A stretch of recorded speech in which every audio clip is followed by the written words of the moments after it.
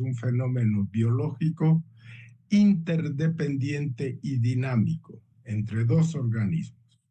Por un lado el parásito y por otro lado el huésped. Cada que hablamos de inmunidad parasitaria, estamos hablando que estos dos organismos actúan de manera interdependiente. El huésped, que sería en nuestro caso el ser humano, y el parásito, que sería el agente que está produciendo la enfermedad parasitaria. Otras características de la infección parasitaria, tenemos que, vamos a cerrar esto ya. Normalmente cuando hablamos de los parásitos, hablamos de primero de los protozoarios, que en general son parte de los microorganismos. Ya son pequeños y para observarlos se necesita la ayuda de un microscopio. Y por otro lado, tenemos los helmintos, que corresponden al grupo de los gusanos y cuyas dimensiones pueden pues variar desde algunos milímetros hasta varios metros. Y por supuesto, para observar un helminto no se necesita un microscopio, pero sí se necesita un microscopio para ver, por ejemplo, los huevos de los helmintos. Entonces, tanto los protozoarios como los helmintos tienen dimensiones más grandes que otros agentes infecciosos.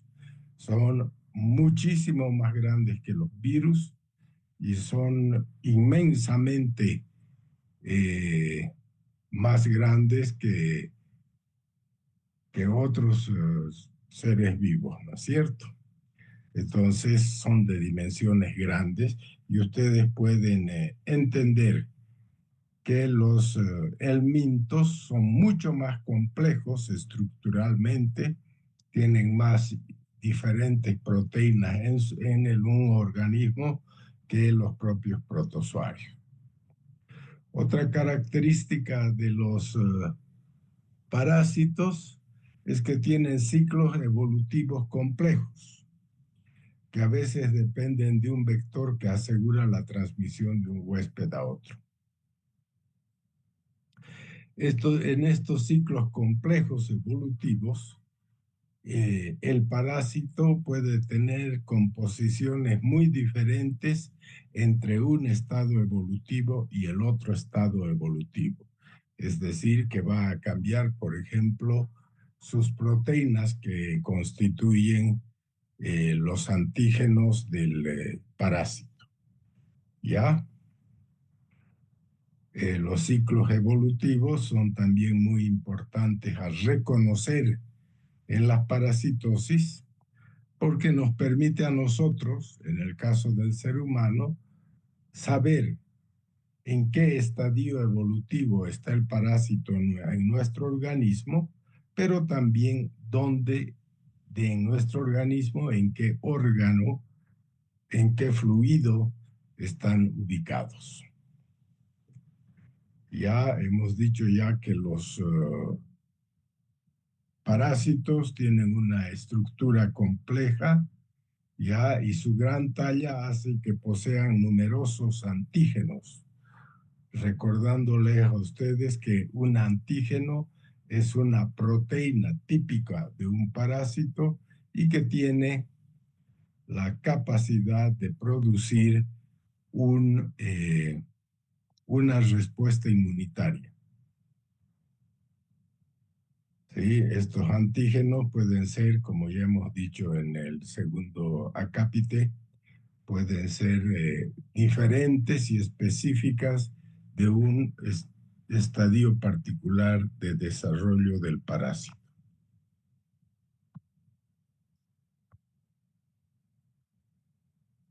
Otras características de las infecciones parasitarias es que muchas veces son crónicas, ¿sí? Es decir, de larga duración. Un parásito puede alojarse en un organismo, en nuestro cuerpo, durante meses o años, a veces decenas de años. El principio es que un parásito en principio no tiene interés en matar al huésped, ya porque él quiere sobrevivir dentro del huésped. Y por lo tanto hay una buena adaptación del parásito al huésped. Le hace daño, pero no tanto hasta destruirlo.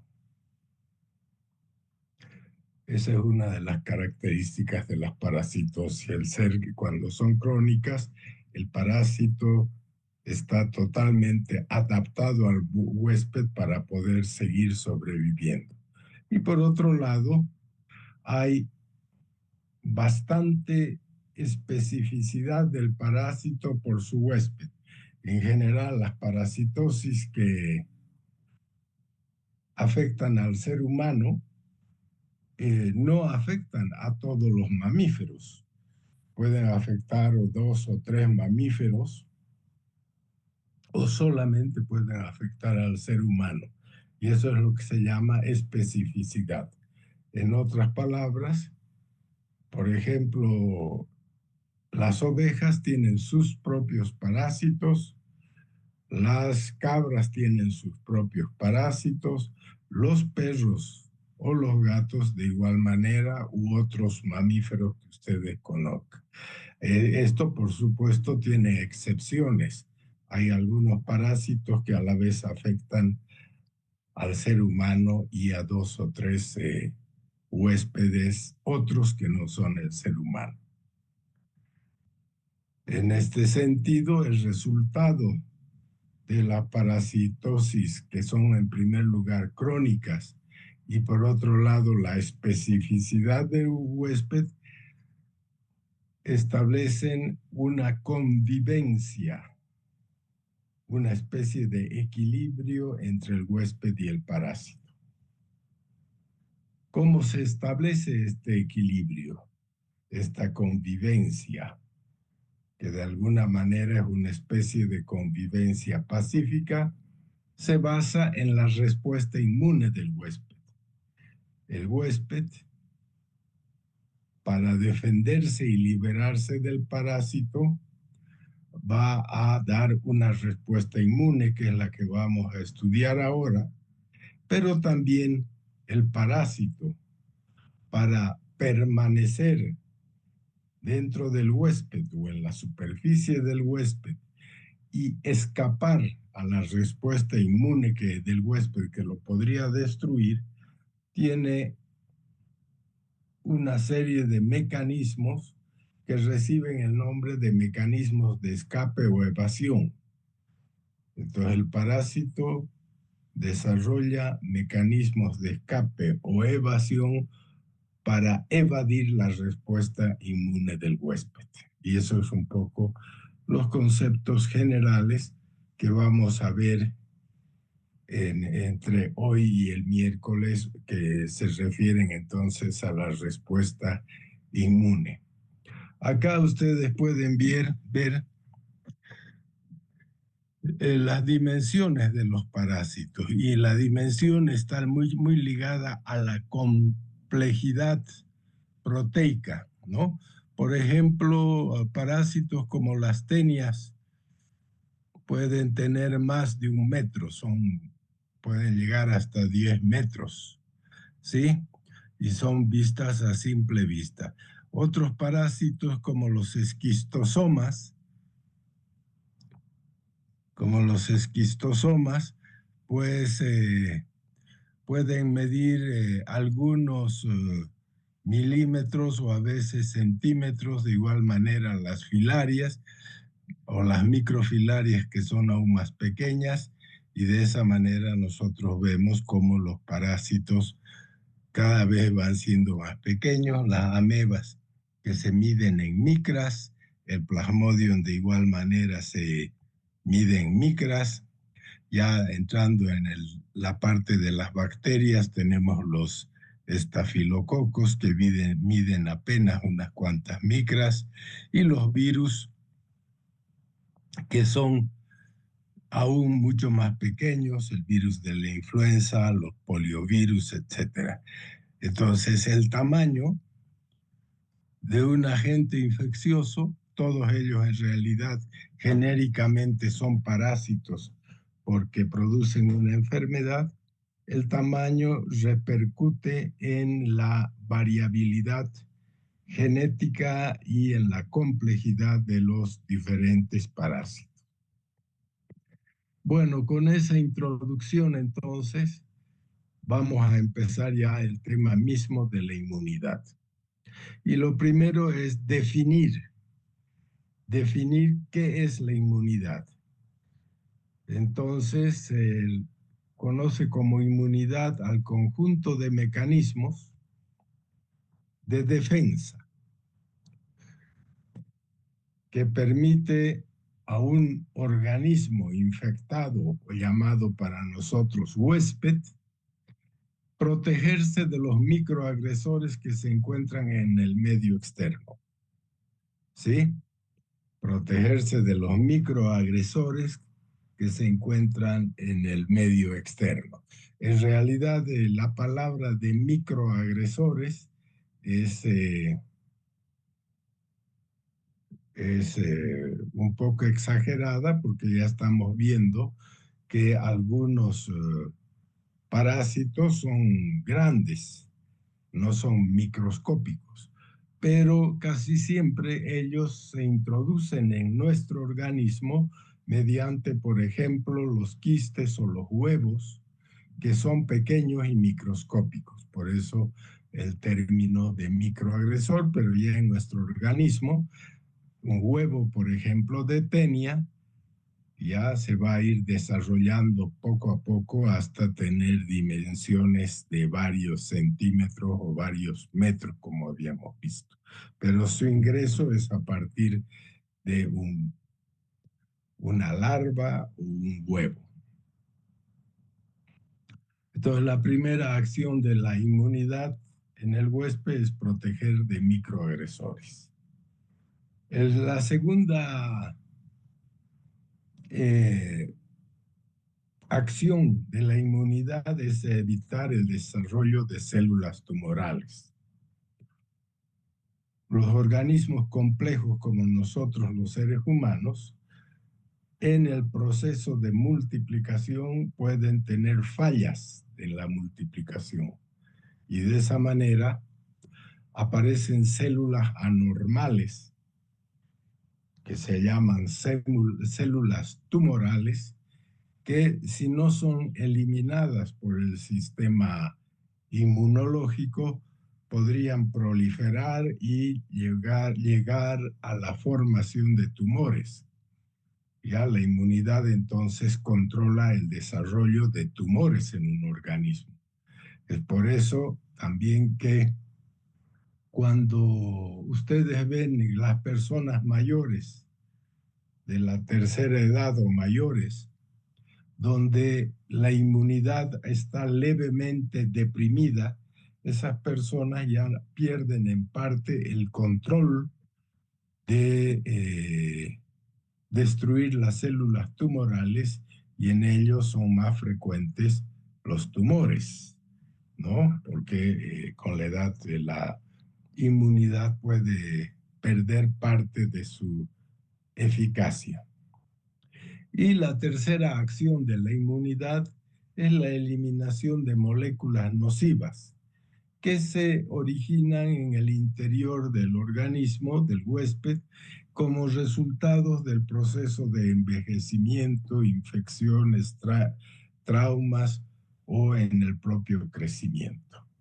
Entonces no se olviden que estas son las tres funciones de la inmunidad: proteger de microagresores, evitar las células, el desarrollo de células tumorales y eliminar moléculas nocivas resultado de los diferentes procesos metabólicos que se van originando o también producidos por las infecciones, inflamaciones y traumas.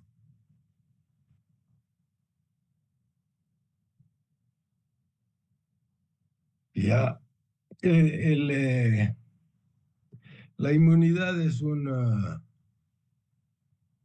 proceso complejo y aquí ustedes pueden ver los órganos del sistema inmune. ¿Qué órganos están involucrados en el sistema inmune? Primero están los ganglios linfáticos, ¿sí? Ya todo el ganglio linfáticos que están distribuidos en todo nuestro organismo y en los ganglios linfáticos son sitios de filtración de los fluidos y maduración de los glóbulos blancos que juegan un rol fundamental en la inmunidad.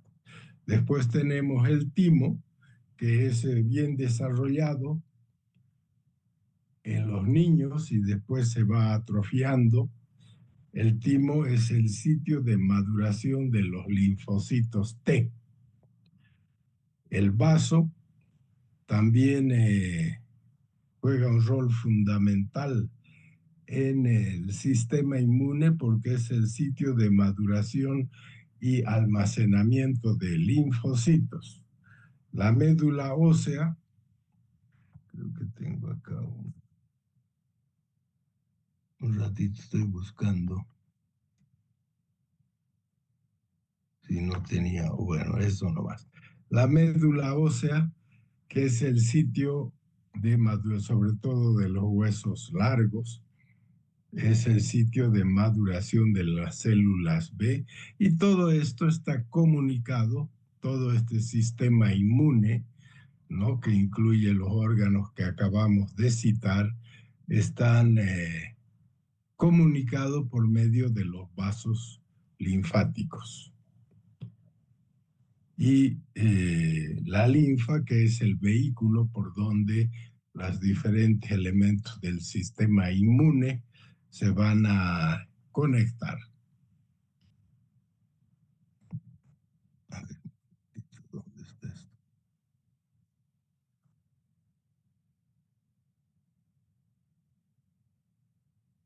Un ratito, aquí está.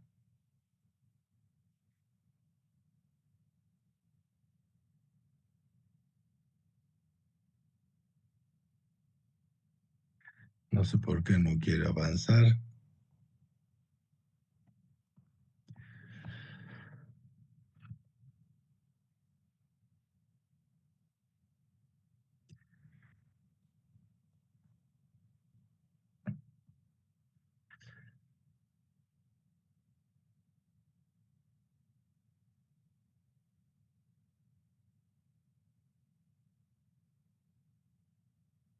Está trancado. A ver, un ratito voy a ver qué es lo que pasa, ¿sí?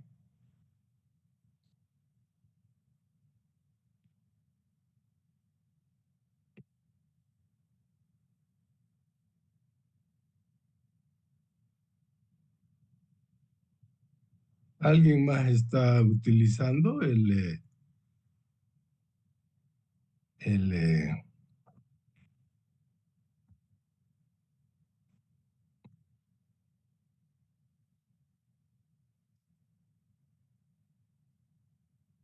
esta conexión? Porque es muy raro que se tranque.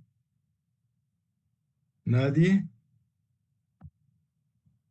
Bueno, una vez que hemos visto entonces cuáles son los órganos del sistema inmune, vamos a hablar de dos tipos de inmunidad que son importantes. ¿Ya? Por un lado tenemos la inmunidad innata o natural y por otro lado tenemos la inmunidad adquirida. La inmunidad innata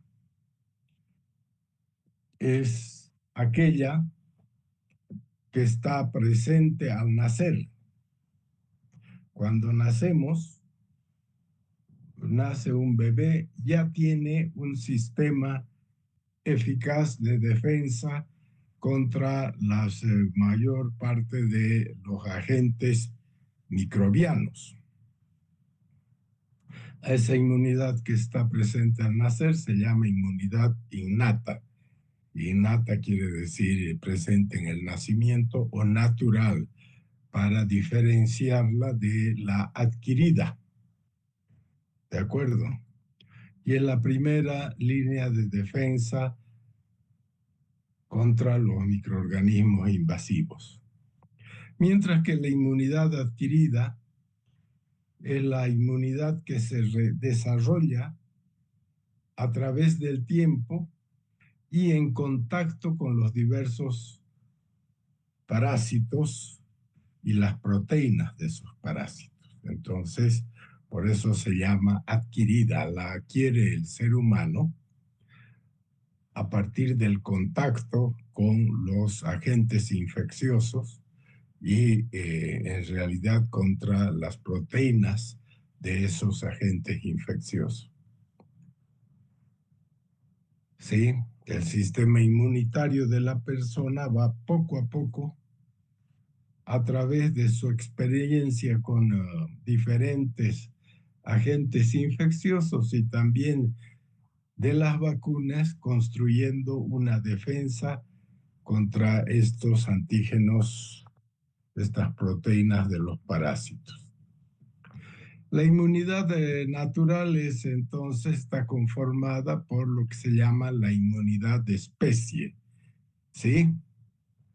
Nosotros somos, de hecho, por ser especie humana, Homo sapiens, de hecho, hay muchísimos agentes microbiológicos o macrobiológicos que no nos enfermamos aunque estuviéramos en contacto por ellos, porque simple y llanamente nos defiende la inmunidad de especie.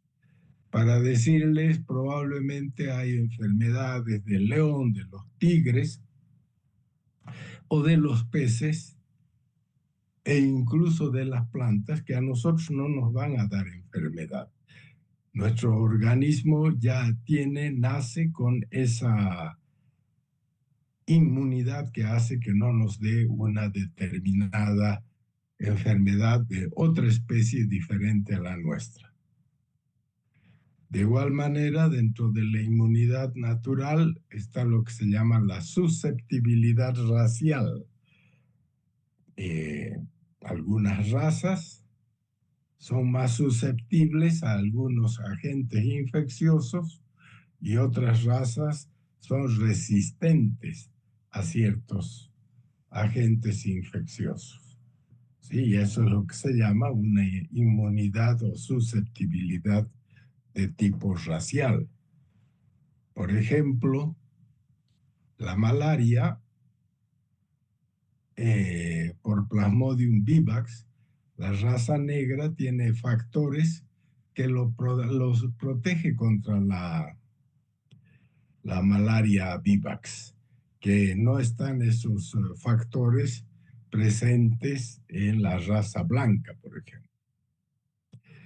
Ya hemos hablado algo de las diferencias de edad. Los niños pequeños que tienen todavía un sistema inmune poco desarrollado son mucho más susceptibles a un montón de infecciones, por eso muchísimas de las enfermedades infecciosas y parasitarias son más frecuentes en la niñez, pero también las personas ancianas tienen mayor predisposición a ciertas enfermedades parasitarias, bacterianas o virales. Y eso es lo que se llama, como parte de la inmunidad natural, las diferencias de edad. Otra inmunidad natural son las barreras, ya las barreras de nuestro cuerpo. Esas barreras fundamentalmente están conformadas por la piel y las mucosas. La piel nos protege de muchísimas infecciones Y la evidencia es que una piel lesionada, ya por ejemplo en una persona quemada, donde la piel está totalmente lesionada, va a ser susceptible a una enorme cantidad de infecciones, de bacterias, de parásitos, de virus también, por supuesto. La inmunidad natural nos defiende contra todos ellos, hongos también. Sí, si la piel se lesiona, por ahí ingresan agentes infecciosos, entonces la piel es una barrera natural de defensa, es parte de la inmunidad natural, exactamente como las mucosas. Las mucosas, si están sanas, son una barrera para impedir la penetración de agentes infecciosos. Si las mucosas están lesionadas, pues van a favorecer el ingreso de un agente infeccioso. Otra parte de la inmunidad natural son las secreciones.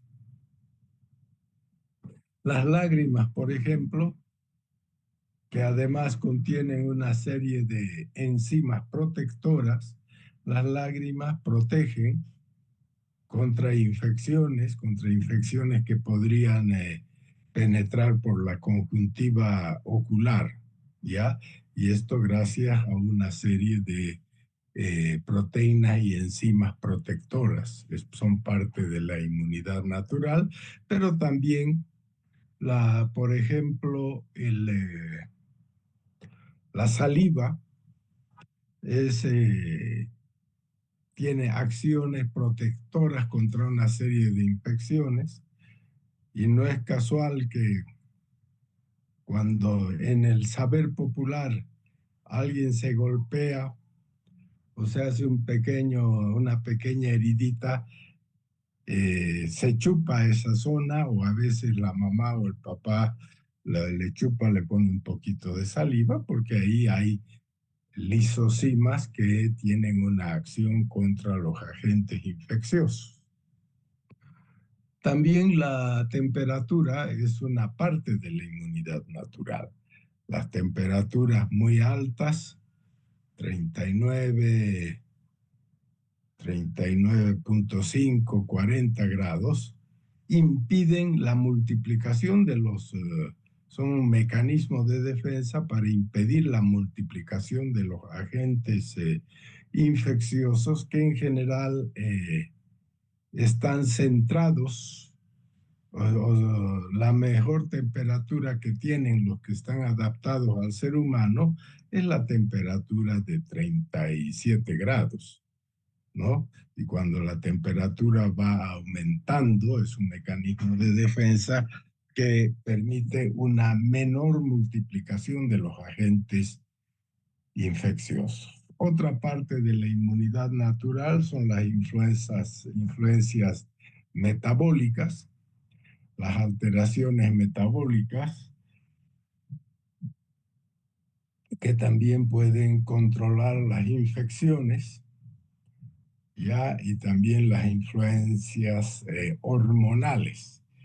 Por ejemplo, conocido que las personas que tienen diabetes son mucho más susceptibles a una serie de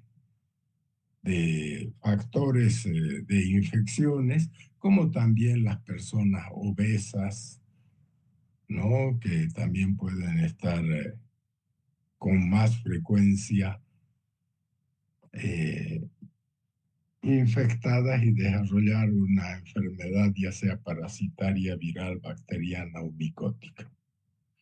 Entonces, todo esto es la inmunidad natural.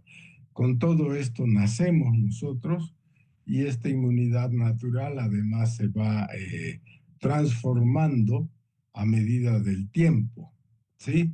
No es lo mismo la barrera de la piel en un joven o una persona joven que una barrera de la piel en una persona ya de la tercera o cuarta edad que tienen más posibilidades de que esa barrera sea invadida, digamos, por agentes patógenos.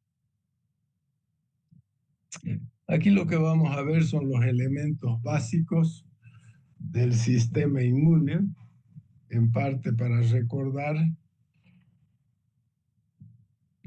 hay elementos del sistema inmune no específicos, ¿sí? Es decir, que actúan sin importar qué agente infeccioso es el que está agrediendo al organismo, y ahí tenemos los macrófagos, los neutrófilos, los basófilos, los eosinófilos, los linfocitos natural killer, los, el complemento y las citoquinas o citocinas. Estos son elementos no específicos. Ya sin importar qué agente infeccioso esté penetrando al organismo, los macrófagos van a cumplir su rol de fagocitarlo. Los neutrófilos también de fagocitarlo. Los eosinófilos tienen un mayor rol, sobre todo en los parásitos helmintos, y en general los linfocitos natural killer pueden destruir a cualquier agente infeccioso. Por eso no son específicos, no están contra un agente infeccioso determinado, al contrario de lo que son los elementos específicos, donde tenemos dos, que es de lo que más vamos a hablar ahora, que son por un lado los linfocitos, y en ellos tenemos los linfocitos T, CD4 y CD8, ¿sí? Y por otro lado, los linfocitos B, que son los que producen los anticuerpos. Entonces, estos son elementos específicos. ¿En qué sentido son específicos? Tanto los linfocitos T como los linfocitos B se activan contra un agente infeccioso determinado, ¿sí? No actúan sobre cualquier agente, como en este otro caso de los elementos no específicos, sino se van a ser activados contra un agente específico y determinado. Ya, ahí vamos a estudiar entonces los linfocitos T, y ahí vamos a ver el rol de los linfocitos TCD4, TCD8 y el rol de los linfocitos B, cuya acción fundamental es la producción de anticuerpos contra una proteína determinada. En general nosotros decimos contra un agente infeccioso, pero la verdad es que no actúan sobre un agente infeccioso, sino sobre una determinada proteína de, de ese agente infeccioso. ¿De acuerdo? Y eso es lo que vamos a ver. Acá, por ejemplo, tenemos los macrófagos, ya como parte de la inmunidad no específica. Ya aquí está el macrófago, cuya función fundamental es la fagocitosis. Ya los neutrófilos, cuya acción fundamental es también la fagocitosis y también la activación de sustancias, de mecanismos bactericidas. Los eosinófilos, como habíamos dicho, tienen una acción fundamental contra ciertos parásitos, sobre todo. Los basófilos, no se conoce exactamente cómo actúan los basófilos, el mecanismo de acción es desconocido.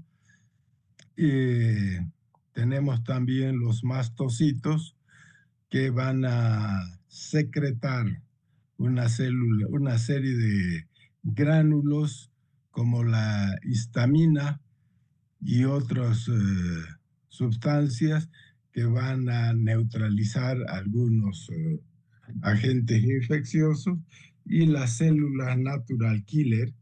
Aquí tienen una célula natural killer que va a tener una acción de destrucción mediante también pequeños gránulos de algunos agentes infecciosos. Entonces, esto corresponde a lo que es la inmunidad natural. Todos nacemos. Y cuando nacemos tenemos macrófagos, neutrófilos, eosinófilos, basófilos, mastocitos y células natural killer que nos van a proteger desde el nacimiento y de manera no específica.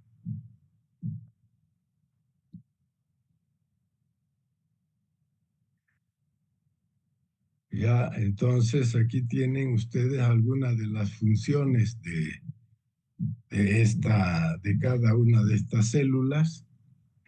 Ya, los macrófagos también juegan un rol en la hipersensibilidad retardada, los neutrófilos en la fagocitosis, en respuestas a señales que son enviadas por el complemento y los anticuerpos, ¿no?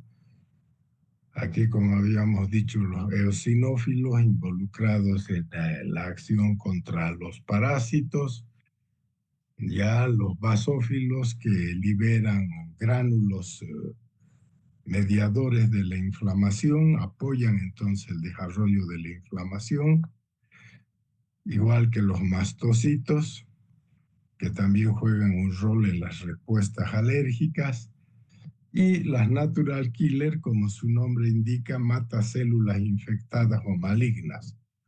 ¿Sí? Bueno, creo que nos vamos a quedar ahí porque son las 3:30 y la siguiente clase, que es el miércoles, vamos a ver ya la parte de la inmunidad, tanto humoral como la inmunidad celular y los diferentes conceptos de anticuerpos, antígenos, anticuerpos, etcétera. ¿Listo? Entonces nos vamos a quedar ahí ya por ahora.